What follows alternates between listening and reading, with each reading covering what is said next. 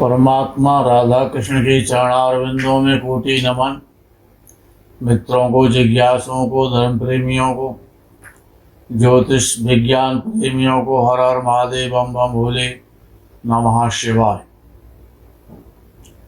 मित्रों,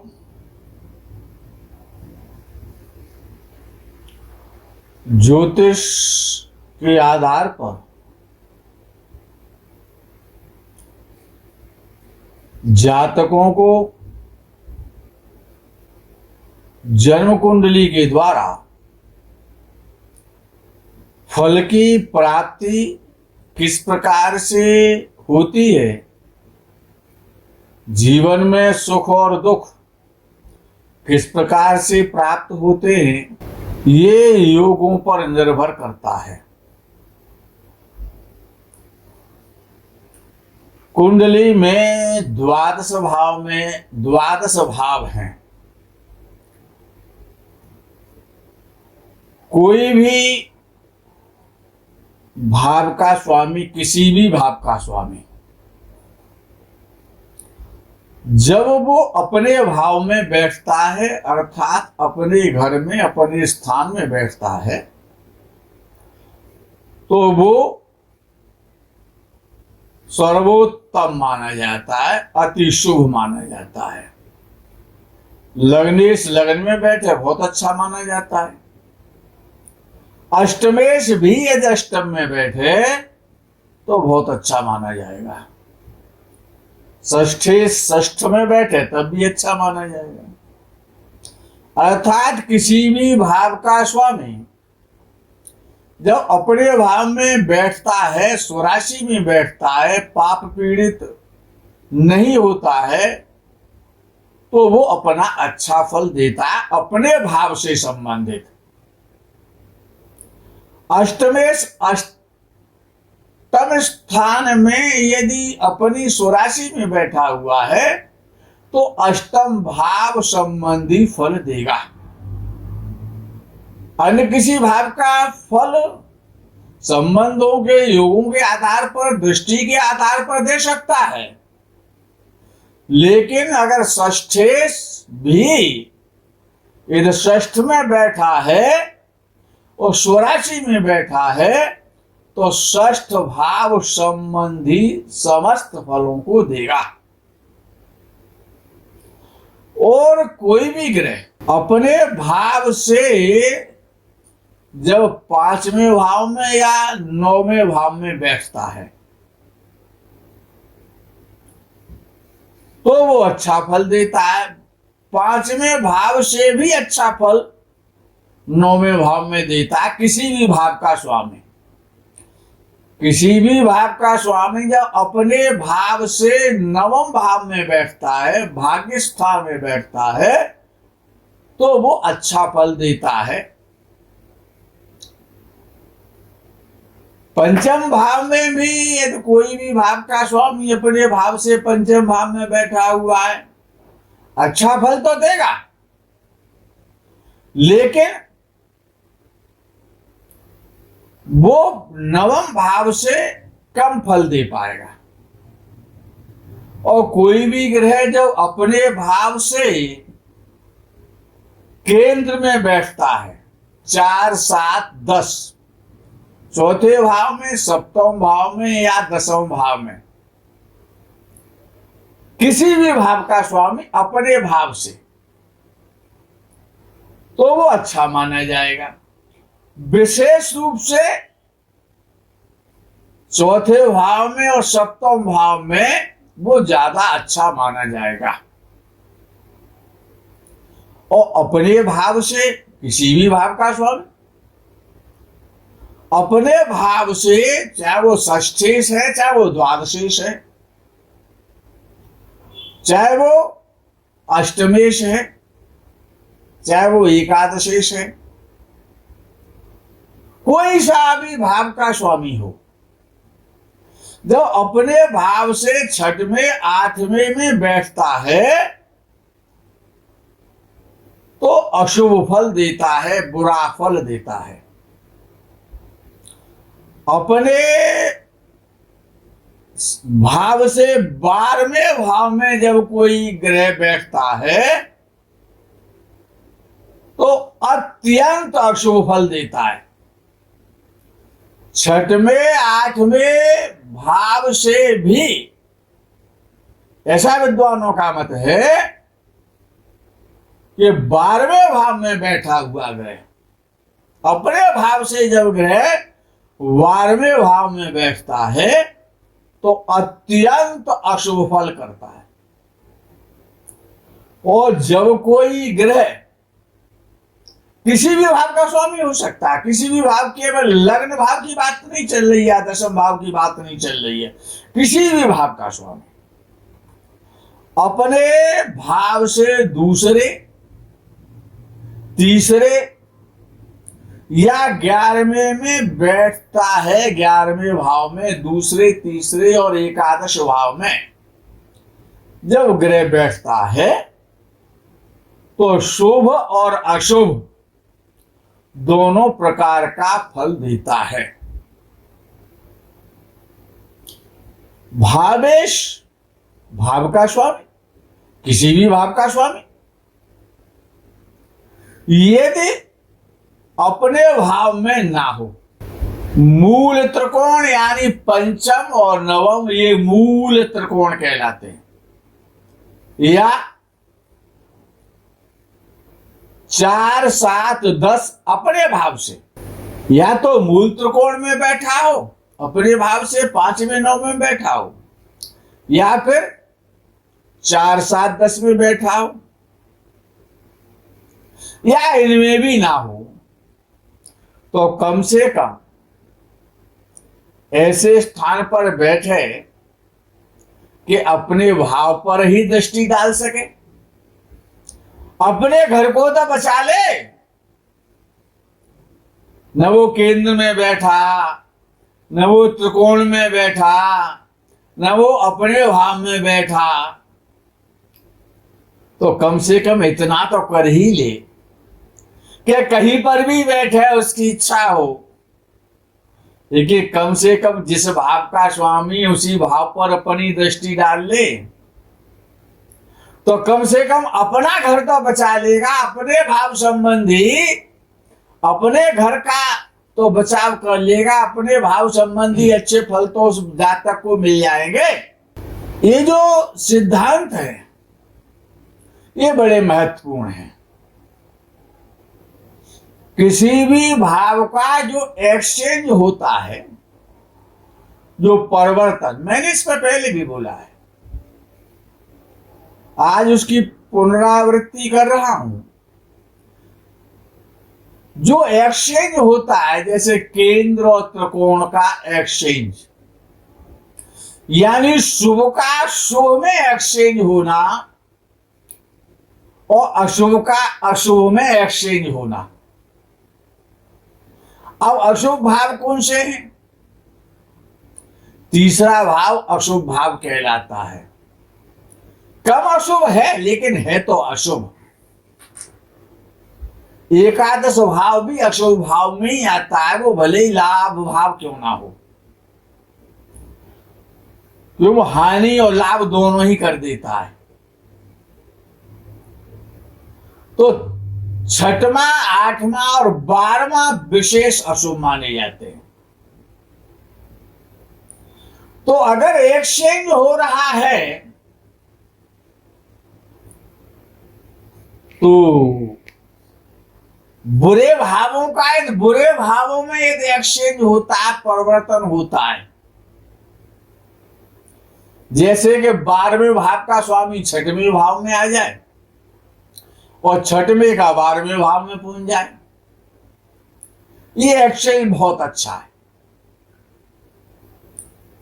बहुत श्रेष्ठ फल देने वाला एक्सचेंज है। हर प्रकार का सुंदर श्रेष्ठ फल देगा ये एक्सचेंज।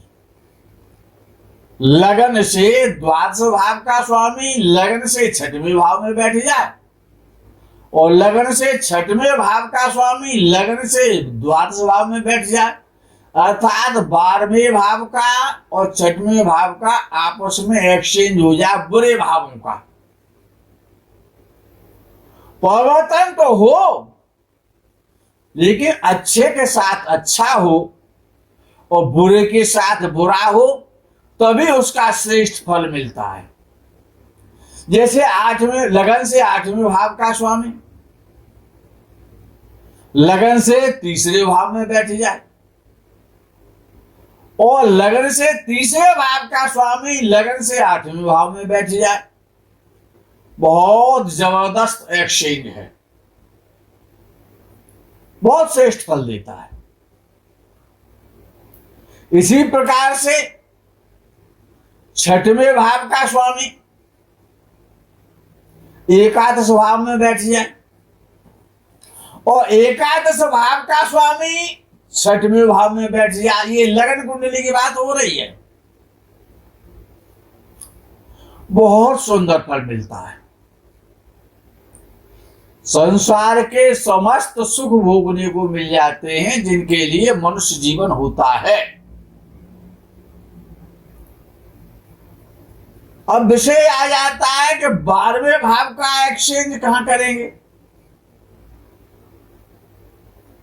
12वें भाव का एक्सचेंज तो छठवें भाव से हमने एक बार कर दिया, लेकिन 12वें भाव का एक्सचेंज 11वें भाव से मत कर लेना कहीं, फिर तो गड़बड़ हो जाता है। बुरे भाव का हाँ, एक और एक्सचेंज है। कौन सा? कि तीसरे भाव का और 11वें भाव का। तीसरे भाव का स्वामी 11वें भाव में बैठ जाए, लगन से तृतीय भाव का स्वामी, और लगन से एकादश भाव का स्वामी लगन से तीसरे भाव में बैठ जाए। बहुत सुंदर एक्सचेंज है, जीवन का संपूर्ण सुख मिल जाता है।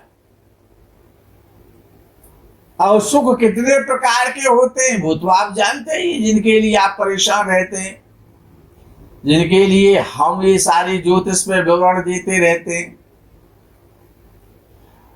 अब एक सबसे विचित्र कहें, विडंबना कहें,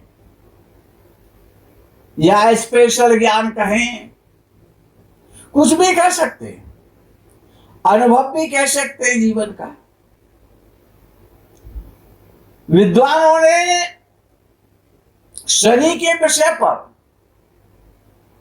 साढ़े साथी पर बहुत सारा विवेचन किया है, बहुत सारा वर्णन दिया है। धैया पर बहुत कुछ कहा है कि राशि से चतुर्थ भाव में, अष्टम भाव में, द्वादश भाव में ये 3 धैया होती हैं, और साढ़े साथी मिलाकर के इनके बड़े अशुभ फल कहे जाते हैं। और उसका फल भी होता है, ऐसा नहीं फल नहीं होता, फल होता है। नहीं फल होता तो हम भी क्यों चर्चा कर रहे होते आज। फल तो होता है, लेकिन एक सबसे बड़ा जो विषय है, जो अनुभव में आया है, जीवन में आया है, उसको आप स्वयं भी, यदि आपका मेमोरी कार्ड अच्छा है तो आपको अपने जीवन की घटनाएं याद होंगी कि जब लगन से या राशि से भगवान शनिदेव जब पंचम भाव में आते हैं, या लग्न कुंडली में पंचम भाव में बैठे हों, या पंचम भाव के स्वामी हो, बड़ा मोस्ट इंपॉर्टेंट विषय है ये। जब वो राशि से शनि पंचम भाव में गोचर करता है, जैसे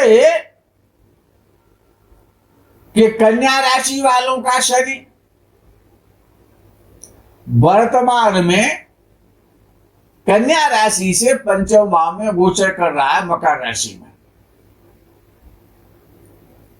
वो इसका अनुभव जान सकते हैं। या किसी का कन्या लगन हो तो पंचम भाव का स्वामी शनि बन जाएगा। यानी कि शनि का संबंध जब शनि पंचम भाव का स्वामी हो या राशि से पंचम भाव में गोचर करे, बहुत भयंकर कष्ट देता है। जब शनि राशि से पंचम भाव में या लगन से पंचम भाव में जब शनि गोचर में होता है, बहुत कष्ट देता है। सारा व्यापार चौपट कर देता है, मान सम्मान सब धूली में मिला देता है, सारी इनकम का फ्लो एकदम ब्रेक कर देता है। धन नहीं छोड़ता है, केवल आपके पास चिंताएं बचती हैं। पंचम भाव में जब शनि होता है या शनि पंचम भाव का स्वामी होता है, पंचम भाव का स्वामी शनि हो और उसकी दशा आ जाए, अंतरदशा आ जाए, महादशा आ जाए, बहुत कष्ट देगा, अत्यंत कष्ट देगा, जो आपने कभी उसकी परिकल्पना भी नहीं की होगी। बहुत कष्ट देता है। साढ़े साथी तो कष्ट देती है, लेकिन मेरा जो मानना है वो ये है कि साढ़े साथी और ढैया से भी ज्यादा सब शनि पंचम भाव में गोचर करता है तब कष्ट देता है, या पंचम भाव में लग्न कुंडली में शनि बैठा हुआ हो, उसकी अंतरदशा प्रत्यंतदशा महादशा आ जाए तो बहुत कष्ट देगा, या लग्न कुंडली में शनि कहीं पर बैठा हो लेकिन पंचम भाव का स्वामी बन गया हो। यानी कि विशेष रूप से जब राशि से जब पंचम भाव में शनि गोचर करता है,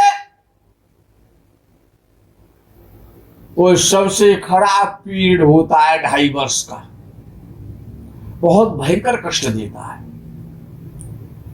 इसको आप अनुभव कर सकते हैं अपने जीवन में। यदि आपने अनुभव नहीं किया तो उस पर विचार करें कि शनि आपकी राशि से पंचम भाव में कब गोचर किया था। हम जानना चाहते हैं आप सभी लोगों से।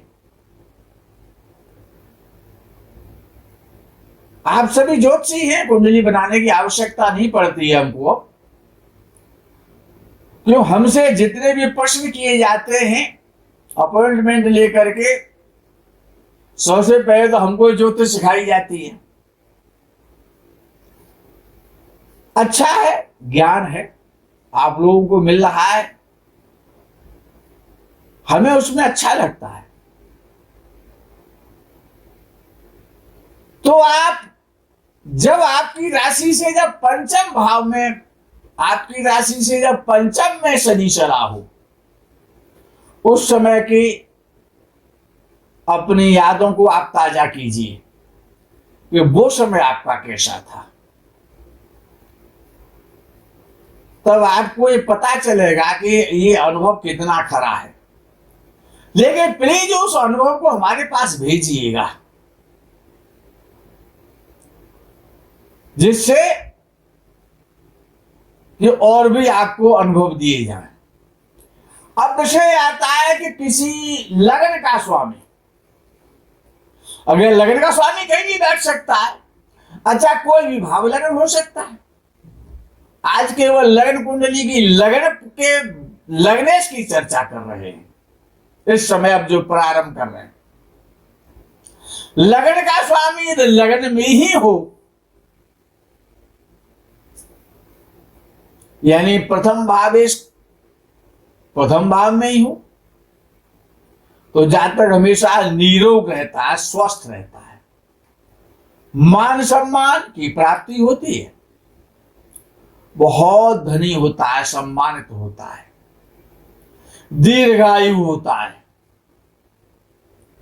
यश, सम्मान, धन और सौभाग्यशाली होता है ऐसा जातक। पिता दीर्घायु होता है, जातक स्वयं तो दीर्घायु होता ही है, निरोग रहता है, सम्मान प्राप्त करता है, प्रसन्न चित्त रहता है, बुद्धिमान होता है, धनवान होता है। इधर लगन का स्वामी लगन में ही बैठा हो और वही लग्नेश यदि लग्न से दूसरे भाव में बैठ जाए, धन भाव में बैठे अर्थात, तो जातक बहुत साहसी होता है, दीर्घायु होता है, ऐश्वर्यशाली होता है, अपने परिवार का पूर्ण सुख प्राप्त करने वाला तो होता ही होता है, लेकिन परिवार से बहुत सहयोग मिलता है, अच्छा परिवार मिलता है, अच्छे सहयोगी मिलते हैं जब लगन भाव का स्वामी और धन भाव में अर्थात द्वितीय भाव में बैठता है।